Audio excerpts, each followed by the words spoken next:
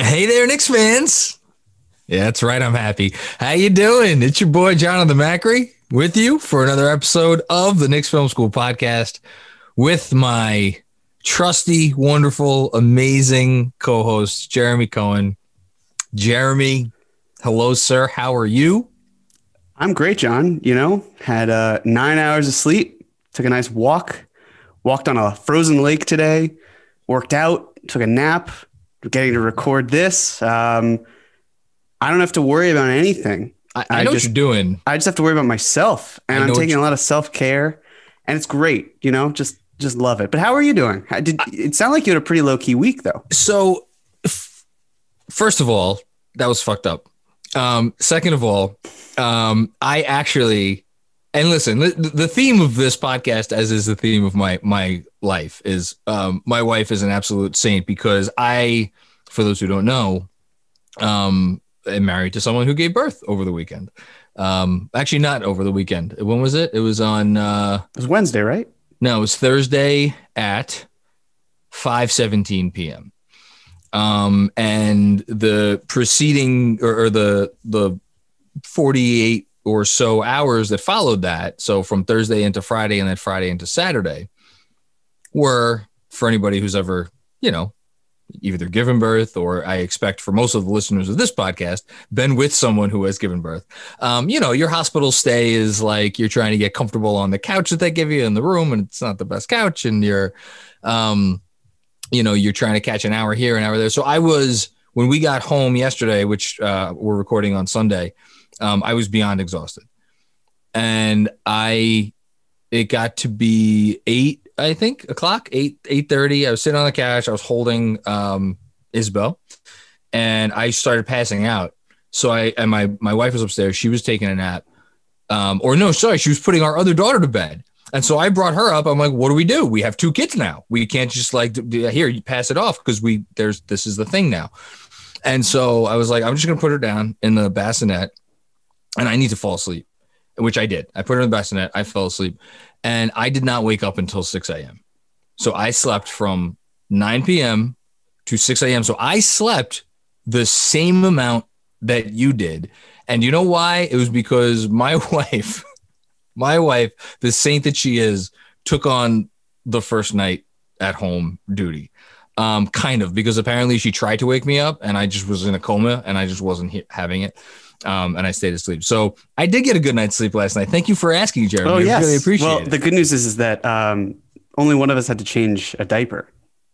So I did change all the diapers in the hospital and most since we've gotten home. That's great.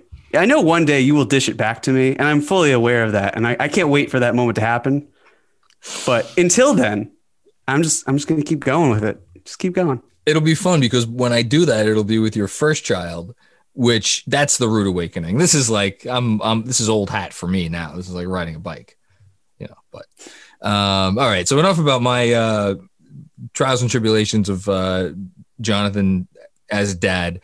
We have a basketball team that I'm very excited to talk about that I haven't had a chance to talk about since they went over 500 again on Thursday night in a game that will not be going in Springfield anytime soon. It wasn't as ugly as some of their other wins, but it was, it was what it was. So the theme of today's episode is we're going to be doing 3 predictions each for the rest of the season. One kind of normal, sane one that's a little out there, and one that's kind of batshit crazy. We do not know each other's predictions, by the way, so I'm very excited to hear yours. We also mixed our lines of communication. So you thought you were doing predictions specifically for the trade deadline. I thought I was doing them just for the rest of the season. So we're going to get a good mix of stuff. But before we do that, let's just very briefly. It seems like after Thursday, it seems like the vibe is really good right now.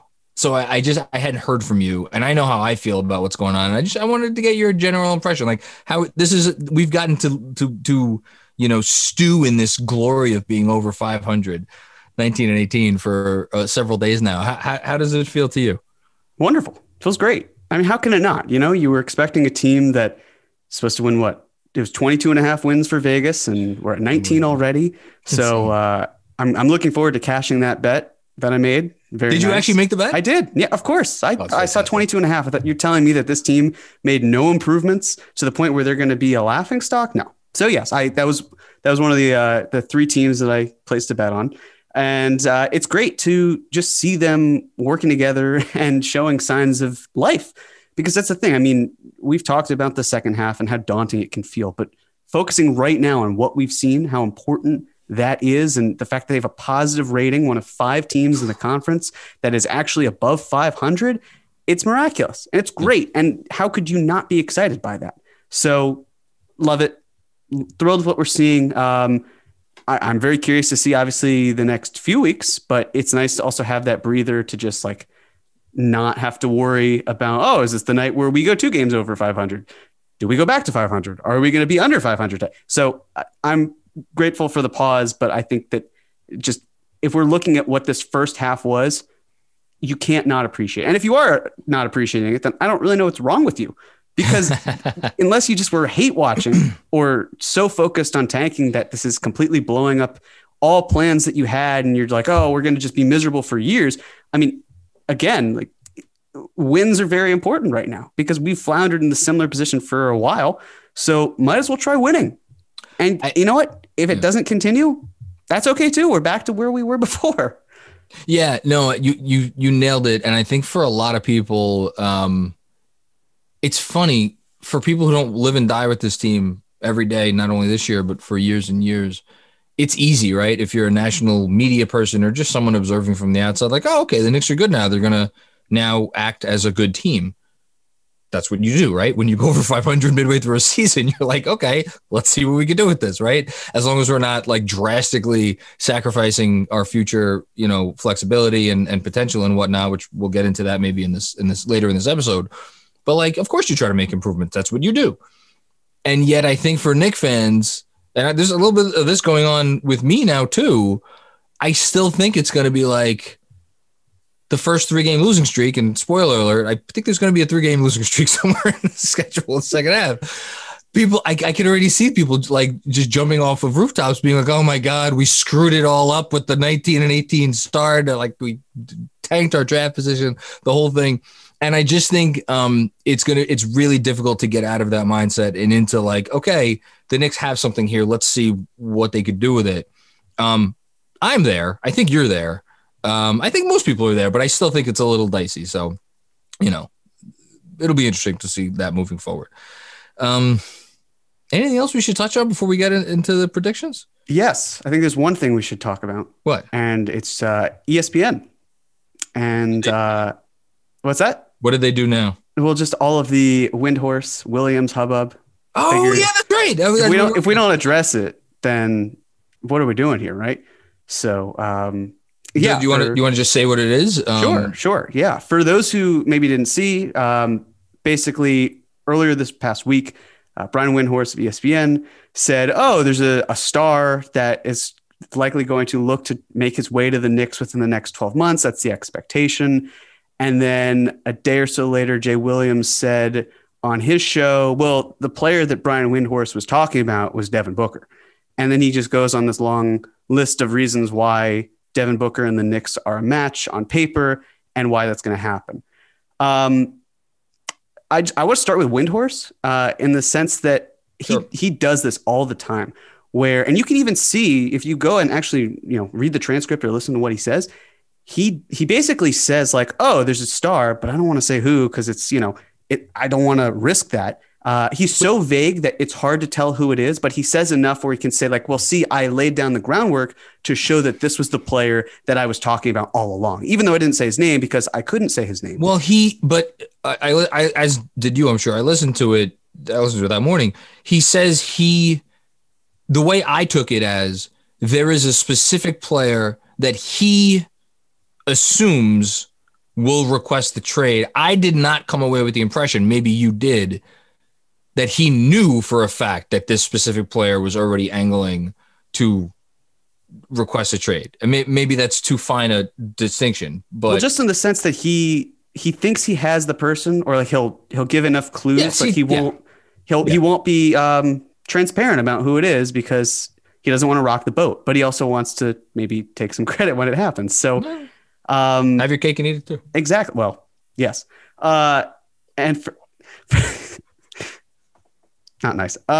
Continue, please. And for Jay Williams, just this idea of Devin Booker. And look, at the risk of sounding like a hypocrite, because I have obviously said on this pod before, I think that Leon Rose is going after Devin Booker at a certain point. There's a very big distinction between saying Devin Booker is going to be a Knick within the next 12 months and Devin Booker down the line could be a New York Knick because of being traded. And the reason for that is because the Suns are the second best team in the West right now. They've got Chris Paul for this year and next year. Let's look at the next 12 months. Chris Paul is under contract for that entire time. You're not trading Devin Booker, period, when you have Chris Paul on your team. Well, can we say it's unprecedented? When has a star ever in the history of the league been on a contender and demanded a trade off of that contender? I think the one thing you can maybe say is like Kawhi, if you want to call those Spurs a contender. And I think you could definitely make that argument. That situation was also very messy. He had alleged questions about how they handled the injury and the whole thing. Right. But that's fair. But other than that, yes, I agree. Not only just to leave that type of contender, but also leaving it when you have that much time left on your contract. Yeah. Because there's a reason why these really great all-stars do not leave their teams or get traded within at most 2 years of their contract. It's because teams don't want to trade them. Like the idea of Karl Anthony Towns, who I think a lot of people speculated might be who Windhorst was talking about. I'll get to that in a second. Sure. The Wolves front office has no reason to trade him. Zero whatsoever. And you can look at it as a fan and say, well, they're going to go downhill eventually, so might as well cut your losses and trade him for an even bigger haul than you could get than wasting time. And yeah, I don't disagree, but the whole point is you have to look at it from their perspective. The front office has done everything they can to try to work with Karl Anthony Towns. Pulling the plug would be disastrous. It's the thing, like, I kind of look at it with Steve Mills and Scott Perry, where the Knicks were not doing well. They were floundering, and then they tried to make a big move, and that big move didn't pan out. And so they tried, okay, well, we'll try again, right? We didn't get the big fish, but we're going to go back at it and we're going to do something else. If you trade Karl Anthony Towns, there's no coming back from that from a front office because you're already rebuilding, but you also aren't because you may not even have your pick this year if you're Minnesota. So this idea of the front office like hitting reset to try to save their skins isn't something that I think happens because that's just not how they're going to operate. They're going to try to build around the team as best as possible because if you're trading Karl Anthony Towns away, then what are you basically doing that you're not doing right now? You're still floundering. You're still being ass. So if you're going to continue to be ass, you might as well continue being ass with Karl Anthony Towns and not trading, one of the best offensive big men in the league. Again, I understand in the history of the league, right? In the history of the league. Yeah, I think there's definitely an argument for that.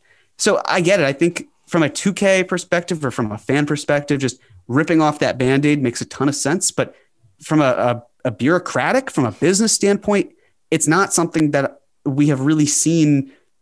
I mean, I guess you could say since the Porzingis thing. And again, how did that turn out for Steve Mills? It didn't turn out very well. No, that's apples and oranges because he was coming up on restricted free agency and he threatened all kinds of nonsense. Of course, they're not the same exact situations. It's more the idea of trying to pivot in a completely different direction because these front offices don't have that type of runway. Unless things are progressing well and you can buy yourself time, things are not going well in Minnesota. They don't really have time on their side. They've got a small window to do it, and they want to build with Towns. I don't know that I believe you're saying they have a small window because Towns is expiring in 3 years. No, yes, sure. They're operating on borrowed time. But what I'm saying is that their window is compressed because of the fact that if they trade Towns, then it's what does it look like, right? They're just still a bad team, but they're with a bad team without Karl Anthony Towns. Yeah, but I think they've proven that they could be a bad team with or without Karl Anthony Towns, which I think it plays into this conversation. I think what we're really talking about is if and when he goes to them and he's like, I'm ready to move on now. I want to go here. And I'm going to make it public. And if you don't do this, then it's going to cause you a headache. Do they push back and are like, give us more time, or do they willingly acquiesce like the folks who traded Kristaps Porzingis did? And that turned out to be for the better. I guess the thing that is interesting to me about the situation is they can reboot this thing pretty easily. It just simply because they just hired a new coach. They hired a new front office. It's 1 season ago, correct? Yeah. Yeah. So Rosas, right? Yeah. So Rosas has been there for whatever, Season plus. Yeah. Yeah, season plus. So there's a runway there. The team's going to get sold at some point, we think. You could say, oh, well, if they trade Karl-Anthony Towns, then it screws up the set. No one's coming there now, I don't think. So I don't think trading Karl-Anthony Towns is saying like we're going to reboot this thing the right way. I don't think that's going to affect things. I just think at some point if he asks out, and I wrote it in the newsletter last week, and I'll repeat it. I was told by someone who I believe has knowledge of what Windhorst was getting at that yes, Windhorst was referring to Towns. And again, whether that means Towns is actually going to ask out and request a trade to the Knicks means it does not. This is Windhorst speculating. That's why I wanted to draw that distinction before. But I don't know. I think we've seen time and time again, the guy requests a trade with 1.5 years left on the contract, or with almost 2 years left on the contract, a little bit into the second season. That is currently the standard. Yes, it is. It's currently the standard. But the point is that when we've seen who have we really seen it, right? We've seen maybe we saw Paul it from George. Davis. We saw it from Jimmy Butler. But Davis had an opt-out. That's the other thing. Whatever. Jimmy Butler was in a different position. I get what you're saying. Yes. Yes, I agree. It's not like completely out of the question. What? Kawhi had a year left. And he was injured. Well, we don't need to get into the Kawhi.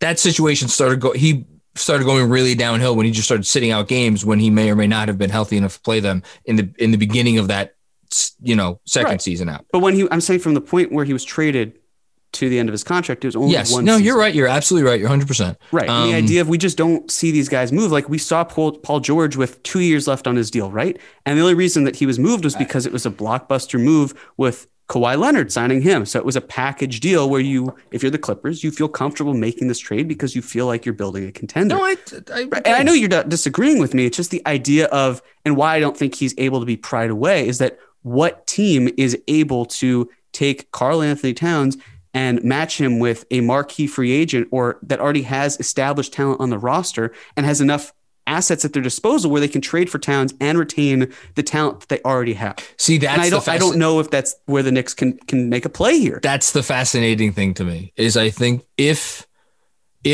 Towns, again, this is speculation out the wazoo here. If Towns is like, I want to be traded to go play for the coach that I played for in Minnesota, because I know I've found religion and I know now that is what I need to be successful. I want to play for the guy who put me on the fucking treadmill, Henry at Kentucky. I want to go play for the guy that convinced me to go play for Coach Cal in the first place. I haven't read that anywhere, but West makes everybody do everything in all things having to do with Kentucky. So whatever you like, he could do that. And now we've already seen Masai Ujiri take a situation where a guy said he wanted a certain thing and say, I don't care. I'm going to trade for him anyway. Sam Presti did the same thing with Paul George. The reason I think it's interesting with Towns is I don't think the rest of the league looks at Towns like that those guys looked at George and Kawhi, which is to say, I think they might look at him and be like, is this guy worth giving up all of the things to bring him here for 1.5 to 2 seasons, and then he's maybe go walks anyway? Like, I think there's enough stink on him at this point, and this is not to disparage him as a player, but like, I don't know that I'd want to be the team to give up all of the things for him and hope that, like, that's where I think it's interesting. Whereas New York has all the intel, and like Wes and Payne and Tibbs could be like, look, we either know that we could fix this guy and make him into a centerpiece of a championship team or not. That's the only thing. I think it's a unique situation. Right. And I don't want to make it seem like Towns is never going to get traded, because I think there's still a very high likelihood that I think he's going to get traded at some point be traded.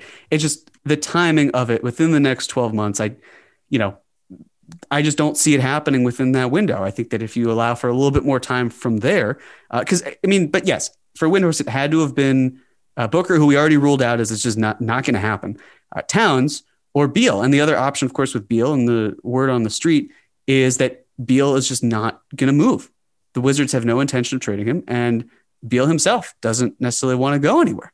So again, it was like one of two options. So, and we could talk about Beal, but I feel like we've talked about Beal plenty. No, we don't have to talk about Beal. So we don't need to. But let's move. I think we've discussed this enough. I think it was worth a discussion because this is something that is going to hang around there, and at some point, his name is going to get associated to this. I would be shocked. Okay. Not. Yeah. Predictions. Everybody loves predictions. Okay. How do we decide who goes first? Maybe Andrew should think of a number between 1 and 10. Okay, I'm ready. So you have to think of a number between 1 and 10. You have the number? I did. Yeah, let's do this. 7. No. 4. Well, Jeremy has to say the number first. The closer one? Do you want the closer one? Yeah, the closer one gets it. It was 4, so Jeremy got it.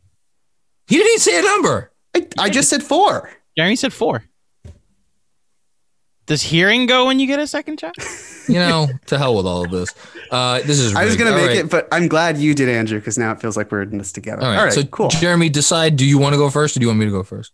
No, I'll go first. Okay, go for it. I'll take it. So since I'll do the trade side of it, I've got as my normal prediction. I figure we'd start normal and work our way up. Go normal to ask backwards crazy. Great. So I've got that the Knicks are going to focus just as much on the future, if not more, on the long term than they are on this season. So for the folks at home, Knicks still have $15 million in cap space, plenty to do there.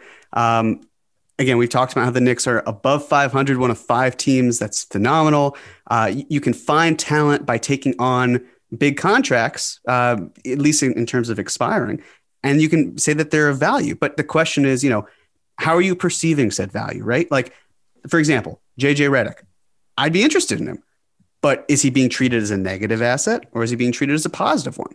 If he's being treated as a positive asset, I don't really want to trade a piece for JJ Redick. If he's being treated as a negative one, maybe like Redick, some sort of salary like Knox, maybe Knox and Rivers, Knox and Peyton Rivers, some combination or something. God. Knox has devolved for you into just a salary? Man, how the money. No, but I'm saying you would try if he's a negative, if Redick is a negative asset in that view, because you're saving the money because Redick's making about 13, Knox is making closer to 6. Yeah. The ability to then try to get not just clearing cap space, but if you can get a pick out of it, like an early second round pick, the Pelicans have 2 of them.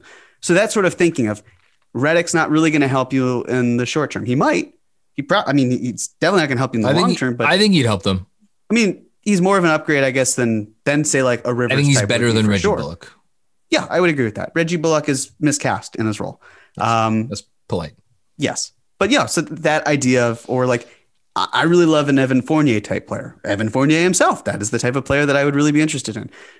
He's shooting 89th percentile in transition, and he's shooting 96th percentile on handoffs. Those are really good numbers. Very excellent. But here's the question.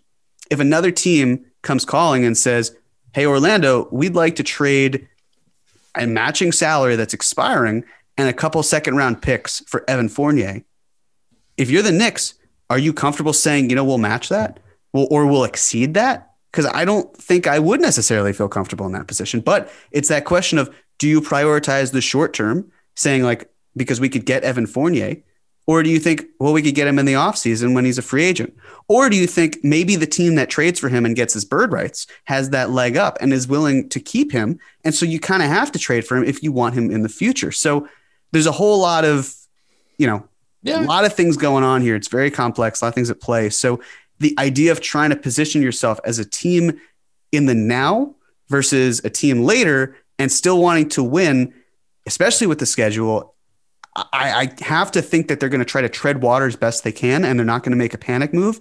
But if they see a way to both make themselves better in the short term and the long term, but maybe more so in the long term, that would be more ideal. And that's kind of what I'm expecting from them. That's interesting. I don't think that, and I don't think you're saying this, I don't think they're going to make themselves worse. No, at all. Right. And I'm not saying that either, to be clear. There are only about 3 or 4 players that I could see really being moved that are kind of fringe rotation guys, or, maybe 1 or 2 in the starting lineup that it makes sense to try to get them to other teams if other teams are of interest. But I'm not saying, like outright downgrade. It's more just trying to see ways where you can go on both sides of the boat without tipping one side over. That's a fun analogy. Thanks. I mean, it's all downhill from bedposts, but yeah. Okay. Yeah, no, I like that idea. I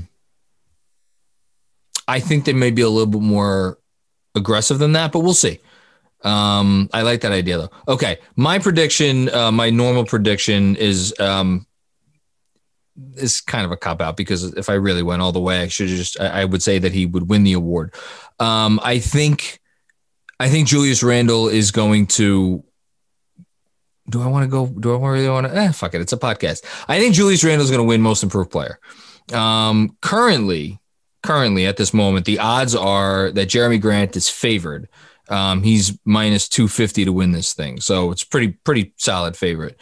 After that is Julius Randle at plus 500, and then you got Christian Wood at plus 600. Jaylen Brown at plus 1,000, and then everybody else is like more than 30 to 1 odds. So he's right there. And I think there is a decent chance that he overtakes Grant because I feel like if there is any award that voters are going to be like, we'll give it to you even though you're on the worst team in the league, it's this one. Because even like all rookie, I feel like last year we saw it with Terrence Davis, right? He made it over RJ Barrett. Why? Because Terrence Davis played for the playoff Raptors. But the most improved, it's like, if you improve, you improve. I think Randall could really win this. And I have pushed back on some people who reach out to me and they're like, oh, shouldn't Julius Randle be getting all the buzz for most improved player?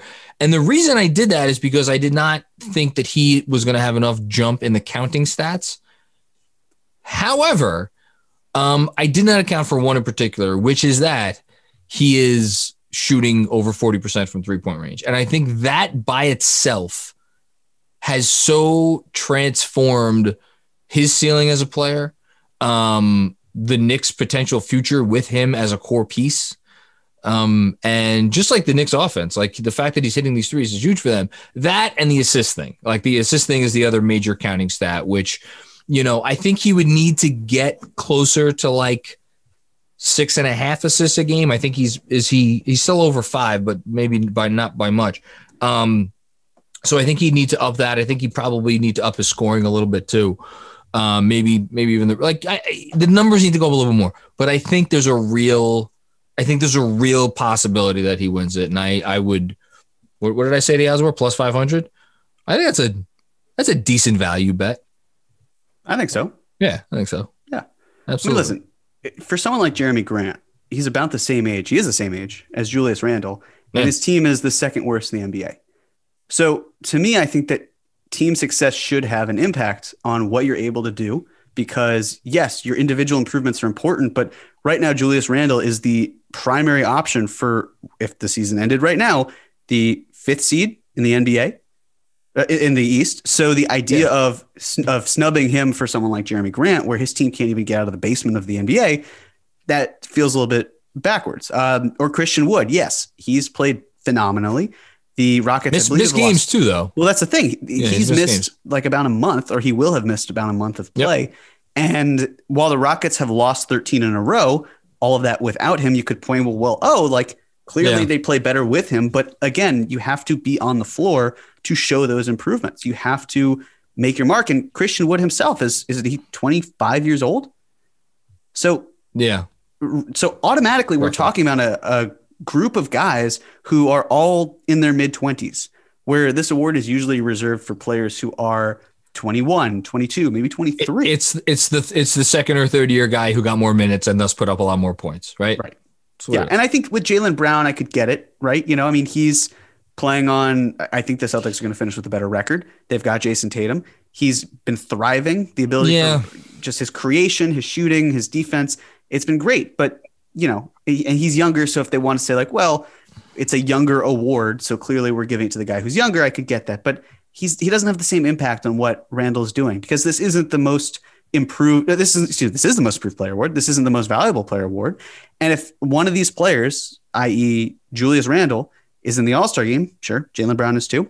But if Julius Randle can have the opportunity of, knock on wood, making it even to an all NBA opportunity, how are you going to take the guy who made an all NBA team and say, well, Jeremy Grant was more improved than Randle was, where Randle was just stumbling and bumbling his entire season last year and now has figured out a way to just be phenomenal. So again, and we're biased here, but how can you turn a blind eye to what Randall's been able to do? He's playing in tonight's All-Star game and Jeremy Grant isn't. And Jaylen Brown, by the way, last year put up 20 and 6 for a win team, a good team. The Boston Celtics were a good team. So, and he was the second best player on that team, just like he's the second best player on this team now. I think Randall has a real shot, and that would be really cool. And also narrative matters with all of these fucking awards. So, yeah, I think the narrative's going to be big here too. Okay, your second prediction. So now we've gone from the grounded prediction to Jonathan has had 3 or 4 cups of the finest sake. Get Kikin. Nice. This has been in my fridge for the last several weeks. I'm determined to finish this bottle of sake. It's not the best sake. But that is where we are now. And then by the time we get to our last prediction, the bottle will be empty. So, and then you'll have mead on deck, right? No mead in the house right now. Okay. Actually, no mead. All right. So my kind of out there prediction, and I guess I'm categorizing this as I think it could make the team better, but I don't think they're going to necessarily do it. But who knows? Is the Knicks trading for Lonzo Ball? So for context, I mean, we talk about timelines all the time, right? The idea of, well, Julius Randle's 26 going 27 and all the guys are in their early 20s. So if you get someone who's 23 years old and in Lonzo Ball, you have someone who is perfectly in between the two. So whether you want to go older, that's great. Whether you want to go younger, still fits perfectly. You also get matching rights. That's important. I think a lot of people with restricted free agents, again, just think, well, we'll throw them a big offer and it'll be fine. It really doesn't work that way that often. Bogdanovich was one of the more recent case studies of when that actually does happen. And as you can see, it's not going over super well. Or Tim Hardaway Jr., when the Knicks did that. Obviously not the same player, but the same idea of you are overpaying and making a guy who is better in a specific role, and you're elevating him in that role to a position where maybe he's not best suited to be in that spot. So here's the deal on Lonzo Ball. About 37% of his shots have come on spot ups, and he's in the 77th percentile. Reggie Bullock has had 37% of his shots as well coming in spot up, and he's in the 59th percentile. We talked about how Bullock is just not that guy. This is an insane improvement. Just from what that role is and how Lonzo would fill into it. Because he's not a point guard, as we've both talked about, and that's just not what he is. I'd say that also shooting 38.7% on 7.8 3-point attempts per game, including 45% from the corner, which is 67th percentile. That's pretty good. Anything you want to add before I continue?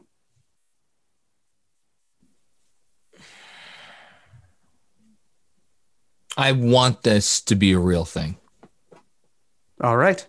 I shall want it to be a real thing. We'll leave it at that. I'll continue. We'll come back to it. I don't. If you're David Griffin and you're New Orleans and you have Zion and you have Brandon and you have now Lonzo shooting, is he above 40% or is he in the 39 still? From three? From three. He's 37. No, he's 38.7. Okay. So we're close. He's right. Close to 39. I know what you're going to say. Obviously. We'll get there. No. What's he doing it for? Well, that's the thing. It all comes down to cost because as we talked about, the Pelicans have good picks. The idea then would be this 3-team trade that you would maybe want to do where it's like, are the Knicks taking on bad salary and Lonzo Ball? What are they sending out? Are they, as a result of taking on something else in addition to that, does what they send out go down because they're taking on a bad asset? I agree that it's part of the package, but the idea of also like, well, what are you doing with your first round picks? Because as we've talked about with the Mavs pick, if that is decreasing in value, at what point do the Knicks say like, well, this is completely off limits no matter what? It's not so much advising that that's what the Knicks trade, but the idea of like, well, if the Pelicans would be wanting some sort of compensation for it, and if you're looking at a pick that as of right now is actually 18th versus the Knicks pick, which is 16th, I want to say. Oh, no, it's 20th, and the Knicks pick is 18th, I think. So that, as that pick goes up and up, you still want to hold on to your picks for sure. It's the idea of like, well, is Lonzo Ball worth that pick? Would you say that pick is worth becoming Lonzo Ball? But just for a little bit more context, I have to say this because I always do. This is my line. It's not about whether the pick is worth Lonzo Ball. It's whether the pick is worth paying Lonzo Ball $80 million for the next 4 seasons. Yes and no. Because again, if you had to poach him from the Pelicans, you have to overpay to get him. So then you have to overpay again a second time this summer. No, but not necessarily, because if you hold his rights and his matching rights, then it doesn't mean that a team is going to try to swoop in because they recognize that he's not going to be able to be poachable anyway. It doesn't mean yes. I understand that there's a team that wants to jump in there anyway, but if they hold his rights and trade for him, then they're going to keep him. I get what you're saying. I know if the Knicks trade for him and give up whatever the hell they give up to get him, and then it's July for whatever the date is this year, July 1st, and Chicago is like, here's your 4-year, $85 million. Here's your Van Fleet contract. The Knicks have to match that because they just traded for him. Well, of course, it's a sunk cost, but right. But you can also operate on the idea of, well, what if they don't do that? What if Chicago says, well, why do we want to tie up our money knowing that we're not going to get him at all anyway? So why are we going to give him a competitor? Sucks. It doesn't matter if the market sucks, John, because yes, it does. It matters if it sucks because it means teams like Chicago are going to come to Lonzo Ball and be like, here. And what happens if they don't get a restricted free agent and the entire market is turned upside down and now they've walked away with no one? That is a problem because the restricted free agency happens at the end of unrestricted free agency, essentially, because you have to wait until after the moratorium. You're saying, what if Chicago doesn't get anyone? Like, then they'd be disappointed. Right. Okay, who else? And that's my point. There is so little out there for teams to feel like, to me, if I'm a team like Chicago, I'm just using them as an example because they've been linked to Lonzo Ball. Like, I could see them operating under the premonition, like, okay, we're going to go for Lonzo. If we don't get it, there's not going to be anyone who's going to sign in the next however many days, 5 days, that's going to make us regret at least giving us it a shot. And worst case scenario, what's probably going to happen is we're going to screw New York over because we're going to make them pay 40% more for Lonzo Ball than they want to. Like, I understand what you're saying, obviously. Yeah. And you just don't think it's going to happen. No, I look. I'm not saying it won't happen, period, but it's the idea of that they're not going to necessarily tie their money up to the point where it's like what do they walk away with if they don't get Lonzo? Nothing, which is fine with them because there's nothing else in this. But not necessarily if they want to upgrade their team and try to keep Zach LaVine and say we're building around you. What happens if you're Zach LaVine and you look at your team? It's like, okay, your one play was to get Lonzo Ball and you knew you weren't going to get him because of the fact that great job. You made the Knicks pay they could still $4 million more annually. Well, that doesn't help me right now because the fact that I don't have anyone right next to me who can help me win. What does that say? That's okay. I'm just saying, because then you'd have to trade for help, right? Or then you're looking at Zach LaVine and you're hoping, okay, well, maybe, just maybe you'll be cool with the fact that we didn't get you anyone to be your sidekick. It sends a bad message to him. I don't disagree with the play. I get what you're saying. That's fair. So anyways, again, like just about Lonzo because I do agree. It's the whole point of acquiring him is it costs something, but then you have to keep him. You have to keep him on board, and you do risk other teams that are doing that. A team like the Spurs could easily say, well, maybe not the Spurs because they're pretty good on wings and guards and whatever, but maybe a team like the Thunder, if they really wanted to do something, they could. I don't see them doing it either, but the idea of it just takes one. But again, I do think that for those who maybe think Lonzo's not necessarily worth it, he is a phenomenal defender. He is frequently taking on the hardest defensive assignments in the NBA. Recently, last I saw it was end of February. He took on the 4th toughest assignments in the NBA behind, I think it was Dort, Mikal Bridges, and Gary Harris. So clearly he's that type, who can help. He's a playmaker. He can help in transition. He can get guys unlocked. Like Mitch, for example, is someone who he's not able to really do much in transition because the Knicks are slowing down the pace. And he was so good in transition last year. So getting him activated when he's healthy, that could help a lot. So I'm with you. I think the idea of getting him, it's going to be tough. That's why this is in the kind of out there prediction because he's a great fit, but there's a lot that would go into it, which is trading for him and having to pay him. So That's why he's kind of out there. I like it. Listen, I like it. Let's move on to my middling prediction. If they got Lonzo, this would make my prediction a lot more likely. But I'm going to go for it anyway. I think the Knicks are going to finish with the 6th seed. It's not quite batshit crazy, but it's why is it batshit? What is it about batshit that makes it crazy? Andrew, do you have an answer to this? Do you have a theory? No idea, but we have the internet, so I'll look it up while you. Okay, great. Anyway, one level below batshit. Here's my thinking. Right now, we know that there's going to be 3 teams at the top in some order: Milwaukee, Brooklyn, Philly. I feel very confident that Miami is going to figure their shit out. And then we have 2 teams that one would think are going to pass the Knicks, the Celtics and the Raptors. I think that of those 2, the Celtics are the team that's more likely to figure it out. So let's give them the 5 seed for now. Toronto is interesting. And right now they're in a situation where people are already starting to talk about, well, should they trade Kyle Lowry or not? I think if they trade Kyle Lowry, it doesn't guarantee anything because I could see the Knicks, I could see Toronto trading Kyle Lowry, tomorrow, and then still finishing with a better record than the Knicks, almost regardless of what they got back. Because I think Toronto's a good organization and they have good players, and Van Fleet's really good, and everybody. That said, I think if the Knicks make another move, which I think they'll do, with just continuing what they've been doing already, I think this is in play. The reason why I don't have it in like a reasonable prediction, and I do think it's kind of out there, is I just don't trust their offense still. It's still a bottom 6 or 7 offense. And then the defense, as we saw against San Antonio, it's like if a team's going to hit threes, like I don't want to get into the whole, is it luck or is it like just actual what they're doing? Like the point is, like, the threes they give up may be by design, but it doesn't mean a good team can't hit those threes. And they're making a bet that more often than not, it's going to result in the math is going to be on their side. But they play a lot of good teams over the second half of the schedule, and those teams are going to be locked in. We've maybe some of the rust for some of these better teams that were in the bubble has not rust, but like.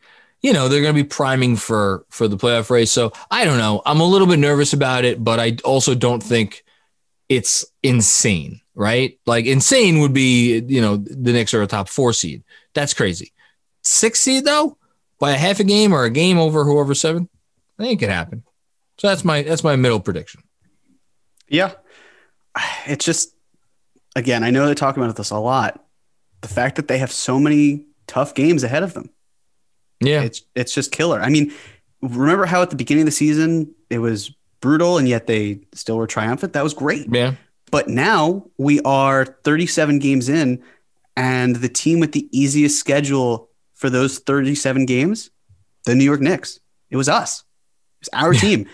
So, and of course, the team with the hardest schedule was the Mavs. So go figure. Again, like I think that I agree with you that I think Miami will find a way to turn it around. I also do wonder if Oladipo's price drops to such a degree that Miami says, oh, you're telling me that he'll cost like matching salary and maybe a couple seconds that we already have? Yeah, we'll do that. Because why are you stepping on my last prediction? Well, if I had known what your last prediction was. Yeah, but then we wouldn't have the spontaneity of this episode. Well, maybe if you hadn't said that was your last prediction. How about that? Okay, we're up to batshit crazy. By the way, Andrew, did you ever get anything or no? I did. So it's similar to the etymology of horse shit and ape shit, where it's literally just the erratic behavior of certain animals. Do batshit in a way that is not kosher, or what's going on? No. Like it's similar to batty. This is way less interesting than I was hoping it would be. Oh, it's like okay. It's just like erratic. That's the meaning. That the origin is just how bats fly around when you turn lights on. Well, Perfect transition. Jeremy, is your prediction erratic or is it what is it? How would you describe your prediction? I would describe it as chaotic.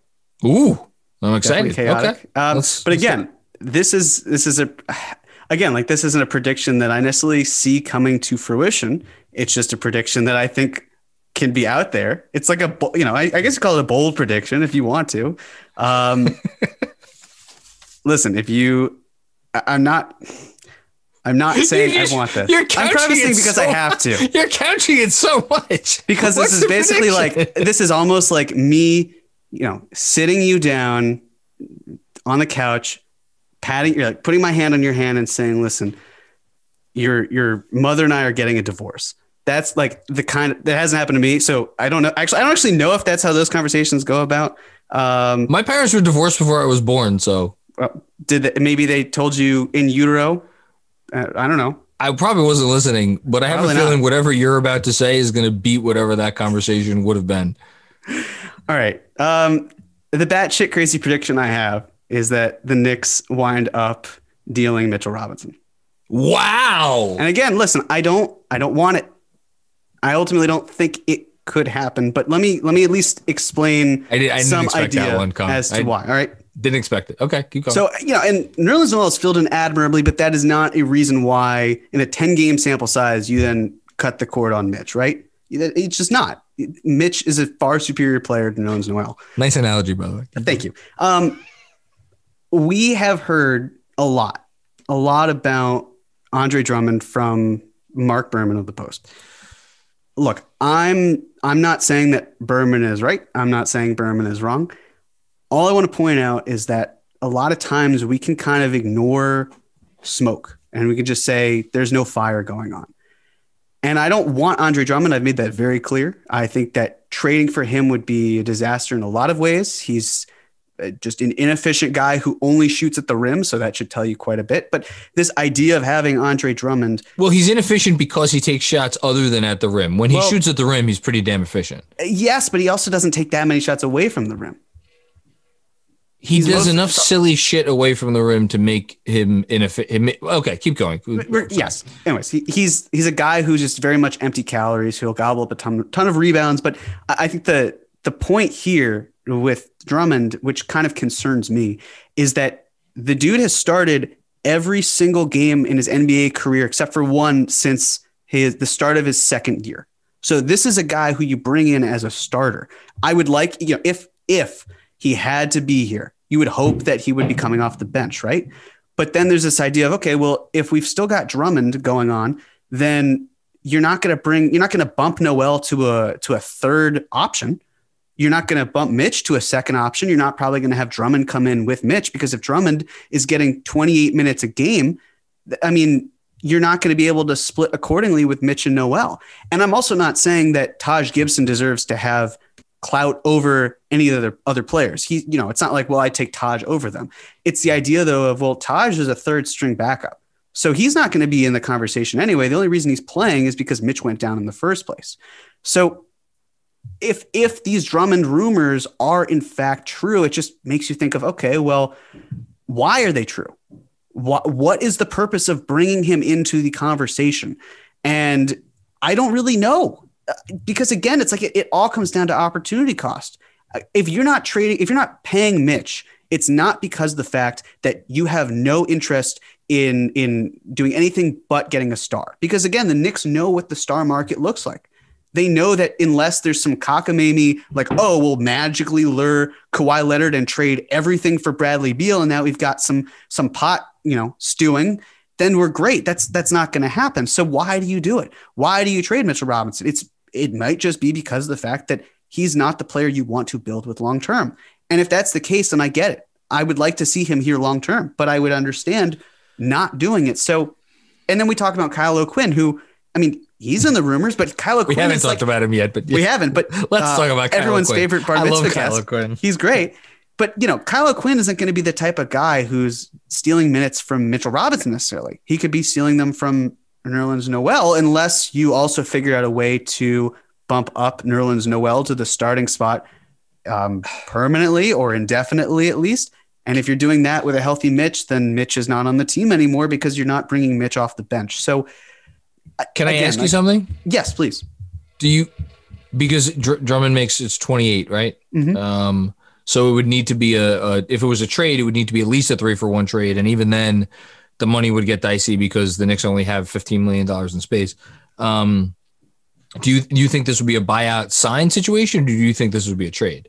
It sounds like it's from a trade perspective. What I've read is that the Cavs don't seem to have interest in buying out Drummond because Drummond could just go anywhere, and that would be a bad look for the Cavs. They want something out of this. Even a second-round pick would mean like, hey, we basically traded for Drummond and away for Drummond for nothing. We're at a complete neutral point. If they want to buy him out, again, I don't necessarily want it, but then if you're Drummond, why do you sign with the Knicks? Because other teams, like we know about the Nets, right? How they're going to sign Blake Griffin. Well, what about the other opportunity where they could also sign Drummond they've got the tax mid-level exception. So if they figured out a way to split that up, or if they have some money at their reserve, they've also got with Dinwiddie. If they don't trade Dinwiddie, they have a disabled player exception worth about the same as the tax mid-level exception. So if you're Brooklyn, do you do that? Everything going on where if you're buying out Drummond, he's not coming here, period. And nor should he. But it has permeated my brain for why all of these rumors about big men are coming up. Because I hear you. If that's the case and the Knicks are genuinely interested, what does that mean for the tandem of Mitch and Noel? So I genuinely don't know. Here's what I think. I think if there was a trade out there, let me caveat this because I don't want to get not that I have time to go on Twitter anymore, but I don't want to get my mentions eviscerated like you're going to get.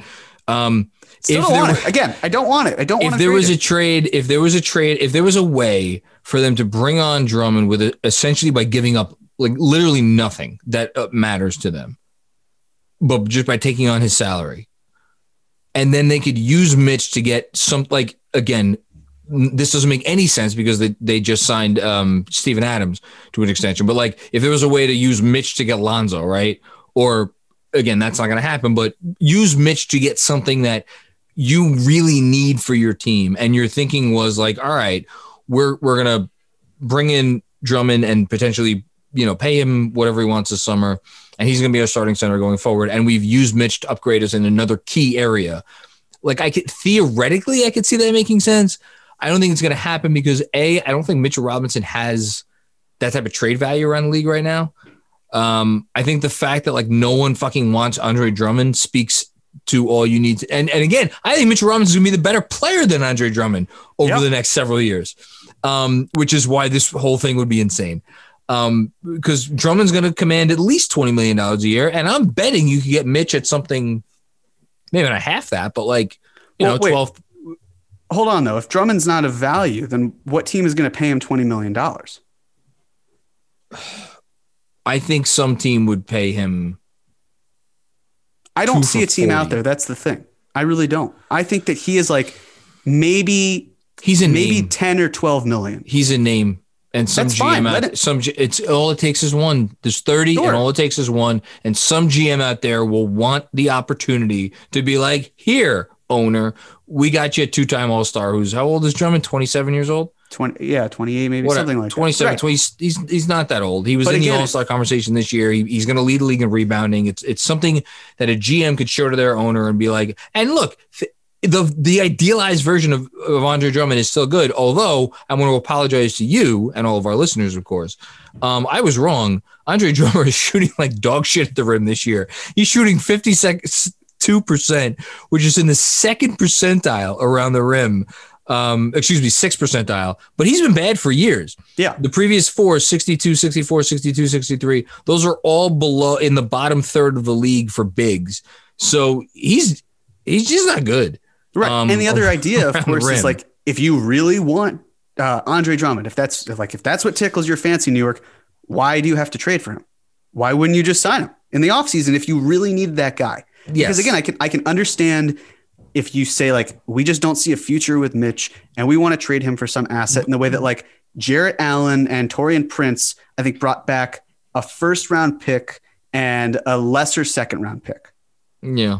So, I mean, are we saying that's Mitch's market? Are we saying that's his value? And at what point is that first round pick eclipsing the value of what Mitchell Robinson already is? And I would rather take Mitch than that first round pick. But if a team like the Wizards comes calling and says, well, shit, we don't have any money available for free agency. We want to build around Bradley Beal.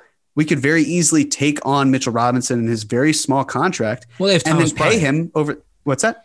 They have Thomas Bryant, so they're not the best example. But Thomas Bryant's torn ACL, I believe. Yeah, I think he'll be back. He's barely making money. And if you're having Thomas Bryant be your backup, then you're having one of the more higher caliber players as your backups, because that team is so broken defensively that having someone anchor it who's not Robin Lopez or I guess Wagner, it doesn't work for them long term. So if you can say like, hey, Brad, we're building good players around you and you're like, we're trading picks for him. The idea of, well, what does that cost? I don't really know, but yeah. What does Scarlett think about it? What does Scarlett Ray think about Andre Drummond? Scarlett Ray, do you think the Knicks should trade for Andre Drummond? Yeah.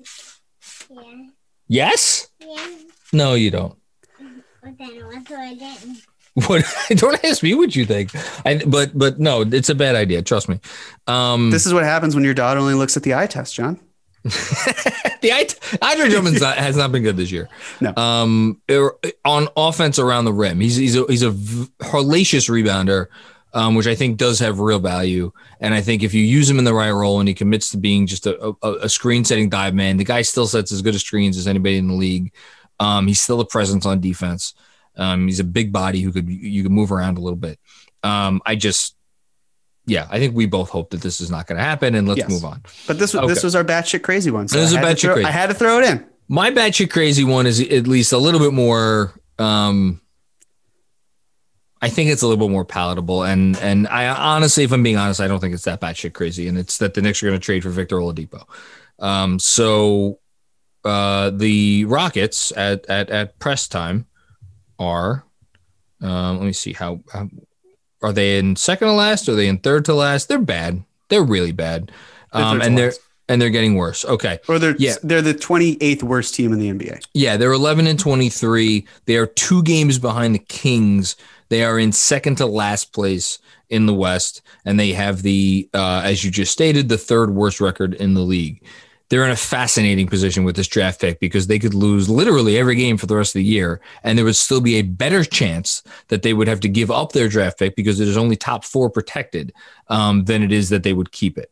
So Fertitta, who the hell knows what his priorities are.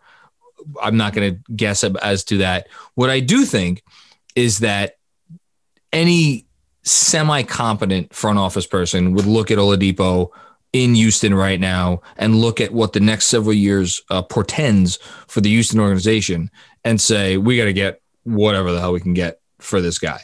And I almost think it doesn't matter what it is. I mean, again, I'm not going to speak in absurdities, but like if the best offer was like, you're going to get a 2nd round pick and this crappy salary, maybe that is when they keep him, because they'll just be like, well, we have a better odds of getting something better in a sign and trade at the deadline than that. But for all intents and purposes, they are going to be sellers at the deadline. Oladipo, Tucker, I guess that's it. I mean, Wood, but I would imagine they'd want to hang on to Christian Wood. So given that is the situation, and this is not new territory. We've covered this on the podcast before, but just a quick recap. Who is the team trading for Victor Oladipo? Because I do not see a contender in the league, or even someone like a fake contender, even like a Portland, right? Or like I'm trying to think of an East fake contender. Boston. Looking at Victor Oladipo and be like, that's the guy that we need, because they could read and they look at his numbers this year and they're like, so he's good, but he's maybe not that good. And we're going to have to pay him if we want to keep him. So let's stay away. The only competition the Knicks would have is Miami.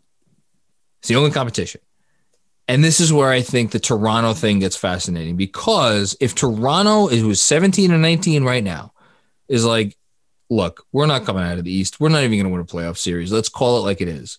We have Kyle Lowry here. He's 30, is he 35 years old? He's old. We could get a real thing for Kyle Lowry because while Kyle Lowry is old, he is the guy that could swing a playoff series for Philly. That's the main team. I can't think of another one off the top of my head that would really be in competition for him, but Philly's enough.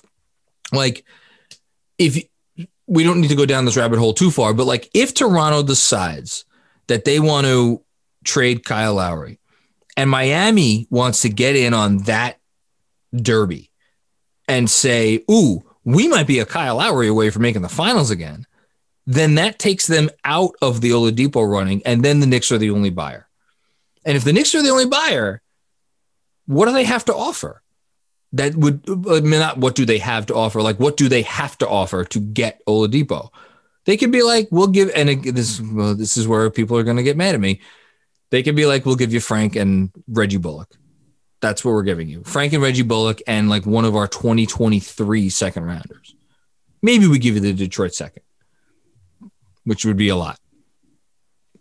What does Houston say? I mean, sure. If that's what Houston's getting and that's clear cut the best offer available. First things right. Do you think Houston says yes to that? It's Frank. Yes. Bullock and the Detroit. Let's make it the Detroit second. Let's make it a real thing. Sure. Again, there's no other offer that likely comes close to that because of who Victor Oladipo is and what he has been playing like, and the factors around where he could most likely go this offseason. I mean, the dude is in Miami right now for the All-Star break. He so desperately wants to be there. He trains in the offseason. Is he there? I saw someone posting on Twitter that Oladipo is already, he put it on his Instagram story that he was there. So it seems like there's this open secret that he wants to be there. And again, if you're Miami, like it doesn't cost that much to get him unless you are the Knicks and you're really going toe to toe to try to get him. And you want him that badly that you're willing to pay more than whatever Miami can offer, right? Like, because Windhorst on the same podcast we were talking about earlier was like talking about them, giving up. I think it was Duncan Robinson or potentially Tyler Hero, which I don't think is going to happen for Lowry. Like, I don't think they give up Duncan Robinson for Oladipo. I don't even think they think about that. No. Listen, it doesn't take that much to get him, right? Like based on Oladipo's salary, I think it's only. Would they give up none? Like I don't even think they give up none. Do they even have to? I mean, really, they need $16 million just to match, right? So which now, is the other thing that makes it complicated because the Knicks don't have to. They could send much less salary back, and we know Fertitta's cheap. Right, but Myers Leonard is out for the season, so hypothetically speaking, he's making about $10 million. If you're Miami, you just need to find a player or players that can add up to about $6 million worth of salary. That's not that hard to do. In addition to Myers Leonard, Avery Bradley, and I'd have to see if, the Rockets have an open roster spot, but that's pretty damn close to what you need. And if worst case scenario, you have to match a little bit more where the Rockets send back a minimum contract and maybe you send back Kendrick Nunn instead, that I'd have to look at it. But now you're getting into a real thing. Kendrick Nunn is a real thing. Yeah. Okay. Right. But if you're not even sending second round picks, you're just saying that. You're sending that. Yeah. But yes, I agree. But again, I don't think it'll take much to get him. And if Miami really, that's the beauty of it. If you really wanted to, if you wanted to say Miami, we know that you're going to get Oladipo. So you could just, let him come in the offseason. Sure. But you're not going to also punt on this year because you've got Jimmy Butler. You've got Bam Adebayo. You're still going to want to try to win. So if you think that Oladipo is a long-term guy and can help you win this year anyway, then that's all it costs. It costs basically 2 expiring salaries and a prospect who will be a restricted free agent whose value was completely tanked because of despicable actions that he himself caused. Go for it. That's totally fine. If that's what it takes to get Victor Oladipo in the building, go ahead and do that. And if you really wanted to put them into that corner, if you're the Knicks, you could. I would probably just rather leverage out the cap space that the Knicks have and getting assets that way than by trying to fuck over Miami. But if they could do both, then I'd love that too. Fuck Miami. Let's do it. We've gone off the rails. Here's the thing. I don't know if we have though. Honestly, No, I think Depot to Miami is pretty believable. No, it's very believable. But I just so let me just say this. I think Miami would get Oladipo and think that they can get him back to some version of what he was. The thing that I don't think Miami wants to do is lock themselves into Oladipo as like this. We're going to have to pay him such that his contract may not be tradable. And like, this is our team. It's Bam, it's Jimmy, it's Oladipo and Harrow and Duncan Robinson moving forward, because I think my guess is that Pat Riley, that's not enough for him. I think he wants to shoot a little higher based on how Oladipo has played this year. I just have to read a few of these stats. Do you know what percentile, according to Cleaning the Glass, Oladipo is for effective field goal percentage this year? I do, because I was looking at it shortly before. Okay. So with Houston, isn't he like 10th percentile? The 8th. Sounds the 8th percentile. He's in the 24th percentile for 3-point percentage. He's at 31%. He is at, oh my God, he's shooting 31% from the mid-range. You have to kind of try hard to shoot 31% from mid-range. That's 13th percentile.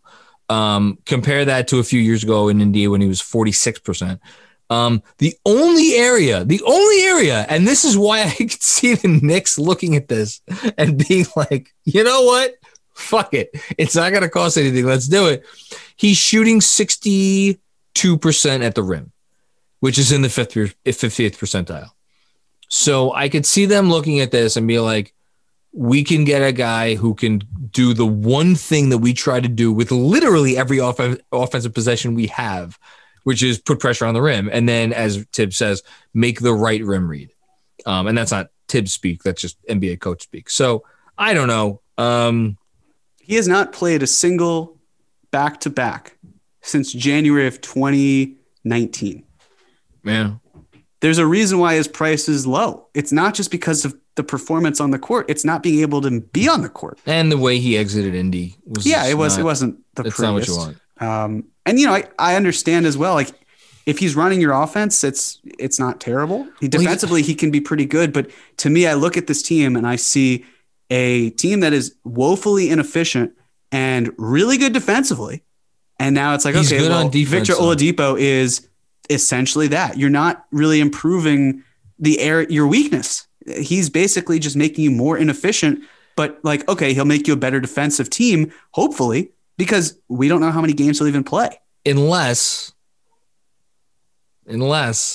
they think his quality of 3-point shots would improve, because most of the threes that he would be getting would be set shots off of Randall kickouts when Randall gets double teamed. And then if you're Oladipo, you either get an open three, a set open 3-pointer, or you drive and you kick and you move the train along. Which, man, Derrick Rose, Victor Oladipo, RJ Barrett, Julius Randle, Mitchell Robinson. That's quite a. I would need to get another bottle of sake to process what that would look like. It's quite an offense. And I don't mean that in a good, like the sense of like, oh yes, I can't wait to see that. Like, that would just be a really interesting mix of parts. That's all. So just quickly, it's a tale of two performances for Depot. When he was in Indiana this season, he, from spotting up, he was 88th percentile, which is really good, but it was only about 11.5% of the time where he was doing that. In Houston, he is doing that 18% of the time, and he is in the 16th percentile. So again, like, is him spotting up also indicative? So of if the he's only around doing him? It though 18% of the time, it means I don't know. But that's the second most popular thing that he's doing in terms of percentages. Spot up threes. What's that? Spot up threes. Well, just spot up in general. Okay. So the breakdown is for pick and roll. Well, if it's a spot up shot, it's probably a 3. So right, yeah. But pick and roll, it's 35%. He's 53rd percentile. And then 18% as well of the time is going to be transition, and he's in the 47th percentile, which is average. So basically what we're looking at with his performance in Houston is a below average offensive player. but one who's also running pick and roll. But he gets to the rim and he converts when he gets there. So for the most part, I don't know. The idea of him's just better than who he is, and the name that he carries is far superior. It's like Drummond in some ways, where big name guy used to be an all-star, exciting. Maybe he can get us to do something, and it's just like, well, there are just so many better options that you have to have, or that you have at your disposal. Well, you don't need those guys. I'll say this: I don't think the Knicks. I don't think the Knicks would trade Frank and Knox for him, but I think they would. I think they would give up one of those guys. Perhaps, but again, it's like, well, what's the market? Because Frank is playing nicely enough but that's the funny. Isn't that the thing? We are in a world where we can look at this and be like, Frank Ntilikina is a more valuable offensive piece for the New York Knickerbockers in the year of our Lord 2021 than Victor Oladipo. What a world! Crazy stuff. Craziness, insanity. Andrew, anything we forgot before we see? This is why we should have started with batshit, because we've exasperated ourselves. But you've been drinking more, so it helps that way. And I'm living through you as you drink. I gotta tell you, sake is delightful. Even not great sake, it's a wonderful thing. So we're running a little long, so I'll be quick with this. There's gonna be people that want to know what you guys think as far as predictions go with Elfrid Payton. Predictions on Elfrid Payton, like will he be the starter? Will he be on the team? How will he be the starting point guard going forward? Will he be on the team going forward? Will he last the rest of the season? People will want to know this. I'll take it just because I have a pretty solid opinion on this. I think as long as he is here, he will be the starting point guard, and I think I would put it at. Oh, people aren't going to like this. I would put it at like 75 to 80% that he's going to be the starting point guard for the rest of the season. That's my opinion. Yeah, take it or leave it. I think he'll still start while he's here. But again, if a playoff team just wants to throw a second round pick and matching salary for Elfrid Payton, I think the Knicks would say, yeah, you're telling me that we used more of our cap space this year to convert Elfrid Payton into some sort of asset? We're on board. Sure, we'll do it. Why not? So, and, I mean, I don't know how likely it is that a team will be out there because the Knicks did win without him, but there are also moments where despite how inefficient he may be, he scores, he slashes. He's the best slash that the Knicks have. So the idea of like him being here, maybe I think that he's more likely to get traded than not, but it wouldn't shock me in the slightest if he stays the rest of the season. I know you're shaking your head. So no, I agree. I agree with you that the Knicks would trade him if they could get a real thing back. And basically my prediction, my answer to this question is that I think there's like roughly a 25% chance that a team will give up a real thing for Elfrid Payton. So, fair. All right. We'll see. Last thing, predictions. Who's the Knicks play Milwaukee and then OKC? Oh, shit. Right. Well, here's a quick question. What? Potentially, because technically I proved right, but then we overrode our predictions. Oh my God, you and your nonsense caveats and like just give a straight answer. Come on, you're like a politician with this. Yeah, just terrible. I played both sides. It's disgraceful and it's beneath this podcast. I always win. That's all right. So be it. So I guess Andrew, right? We have to do 10, right? Because we stopped at. Yeah, we have to do 10. Okay. All right. Okay. So let's bang out the rest of the week first. It's only two games. Thursday at Milwaukee and Saturday at Oklahoma City. So who goes first here? Jeremy. I'll take it. Yeah, I'll take it. I'm going to put you into a corner and I'm going to say 1-1. Of course you did.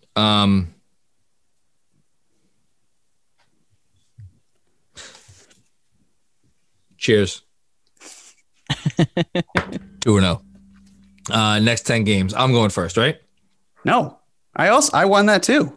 What? I did. I said 4-2 for the last. Andrew 6 just made a face to indicate otherwise. But I did. I said 4-2 and then went 4-2. If that's what you guys have been using, then yes, Jeremy gets it. I just think it's hilarious that John is never going to get to go first again. Just go.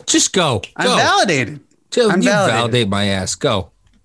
Sure, I'll do that, I guess. We almost did a whole episode. So we're doing 10. If that's the case, I'll read the games off quickly. I'll give you that. Thank you. Sure. At Milwaukee, at Oklahoma City, at Brooklyn, at Philly, home Orlando, home Philly, home Washington, at Milwaukee, home Miami. So 5 home, 5 road. Of the teams that they're playing, 1, 2, 3, 4, 5, 6 are really fucking good teams. And then Oklahoma City, Orlando, Washington, and Washington. I'm going to say 4 and 6. Well, I just said 2-0. So if I went like 3 and 7 now, it would look bad because it would look like I'm just trying to win one of the two, which I'm not in it to win one of the two. I'm in it to win both. So you went 4 and 6. So I'm going to go 5 and 5. All right. 5 and 5. We'll see. All right, Andrew, that good? I'll take it. I'll go 10-0. By the way.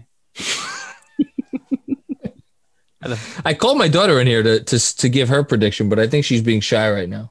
Dolores, is she coming in or no? My daughter's not coming. I was going to ask her. All right. Should I ask my wife? Yeah. Sure. Dolores, what do you think the Knicks record will be in the next 10 games? What's their record going to be in the next 10? So you like 10-0, 0-10. What do you think? 5 and 5. I love my wife. Said the same answer as me. What about your infant child? What does she think? My infant child thinks that she has to take a dump right now. Is what I'm guessing, because that's what she's had to do every 3 hours since she's been born. Well, hopefully anyone guarding Julius Randle tonight has to do the same thing. Can you imagine if Julius Randle went out and won MVP tonight? That would be phenomenal.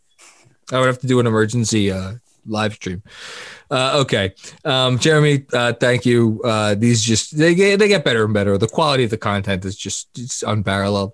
Andrew, thank you for sticking around. And everybody out there, actually, do I really very quickly on a personal note, I think I got to everybody on Twitter, but in case I didn't, anybody who said anything remotely nice about the fact that my wife had a child and we now have a member of our family, I assure you that it means the world to me. And I know, we toss around the phrase on Twitter, like, this is a family, right? We're Knicks fans. We're a family of Knicks fans. But to me, it's real. And like, I asked my wife yesterday, I'm like, we haven't posted anything on Facebook. Like, should we do that? And she's like, we'll do it eventually. I'm like, yeah, good. Because I don't really care. And Andrew could back me up on this. Twitter is like, sounds crazy to say. Knicks fans, you are my family. And you're the people I care about. And the fact that you care about me enough to say, kind things, when something like this happens in my life, it's just really is very meaningful to me. And I thank you. And we feel the love here in the Macri household. So on that note, thank you for listening to another episode of the podcast. And we'll be back with you with another episode on Wednesday. Adios.